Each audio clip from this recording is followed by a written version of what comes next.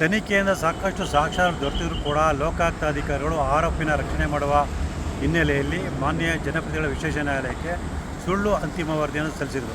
ಆ ಒಂದು ಅಂತಿಮ ವರದಿಗೆ ನಾನು ತಕರಾರು ಅರ್ಜಿಯನ್ನು ಸಲ್ಲಿಸಿ ವಿವರವಾದ ಒಂದು ವಾದವನ್ನು ಮಂಡನೆ ಮಾಡುವ ಮೂಲಕ ಲೋಕಾಯುಕ್ತ ಅಧಿಕಾರಿಗಳು ಯಾವ ರೀತಿ ಸುಳ್ಳು ವರದಿಯನ್ನು ಸಲ್ಲಿಸಿದರೆ ನನ್ನ ಆರೋಪಕ್ಕೆ ಪೂರಕವಾಗಿ ಎಷ್ಟು ಸಾಕ್ಷ್ಯಗಳಿದೆ ಅನ್ನೋದನ್ನು ಮಾನ್ಯ ನ್ಯಾಯಾಲಯದ ಗಮನಕ್ಕೆ ತಂದಿದೆ.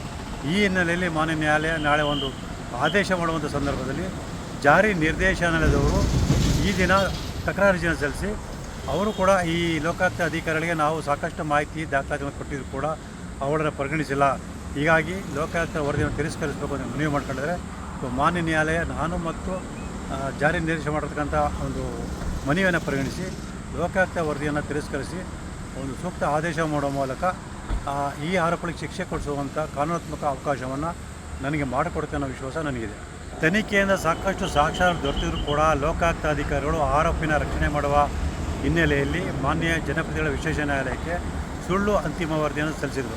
ಆ ಒಂದು ಅಂತಿಮ ವರದಿಗೆ ನಾನು ತಕರಾರು ಅರ್ಜಿಯನ್ನು ಸಲ್ಲಿಸಿ ವಿವರವಾದ ಒಂದು ವಾದವನ್ನು ಮಂಡನೆ ಮಾಡುವ ಮೂಲಕ ಲೋಕಾಯುಕ್ತ ಅಧಿಕಾರಿಗಳು ಯಾವ ರೀತಿ ಸುಳ್ಳು ವರದಿಯನ್ನು ಸಲ್ಲಿಸಿದರೆ ನನ್ನ ಆರೋಪಕ್ಕೆ ಪೂರಕವಾಗಿ ಎಷ್ಟು ಸಾಕ್ಷ್ಯಗಳಿದೆ ಅನ್ನೋದನ್ನು ಮಾನ್ಯ ನ್ಯಾಯಾಲಯದ ಗಮನಕ್ಕೆ ತಂದಿದೆ. ಈ ಹಿನ್ನೆಲೆಯಲ್ಲಿ ಮಾನ್ಯ ನ್ಯಾಯಾಲಯ ನಾಳೆ ಒಂದು ಆದೇಶ ಮಾಡುವಂಥ ಸಂದರ್ಭದಲ್ಲಿ ಜಾರಿ ನಿರ್ದೇಶನಾಲಯದವರು ಈ ದಿನ ತಕರಾರು ಅರ್ಜಿಯನ್ನು ಸಲ್ಲಿಸಿ ಅವರು ಕೂಡ ಈ ಲೋಕಾಯುಕ್ತ ಅಧಿಕಾರಿಗಳಿಗೆ ನಾವು ಸಾಕಷ್ಟು ಮಾಹಿತಿ ದಾಖಲಾತಿಗಳನ್ನು ಕೊಟ್ಟಿದ್ದು ಕೂಡ ಅವರನ್ನು ಪರಿಗಣಿಸಿಲ್ಲ. ಹೀಗಾಗಿ ಲೋಕಾಯುಕ್ತ ವರದಿಯನ್ನು ತಿರಸ್ಕರಿಸಬೇಕು ಅಂತ ಮನವಿ ಮಾಡ್ಕೊಂಡಿದ್ದಾರೆ.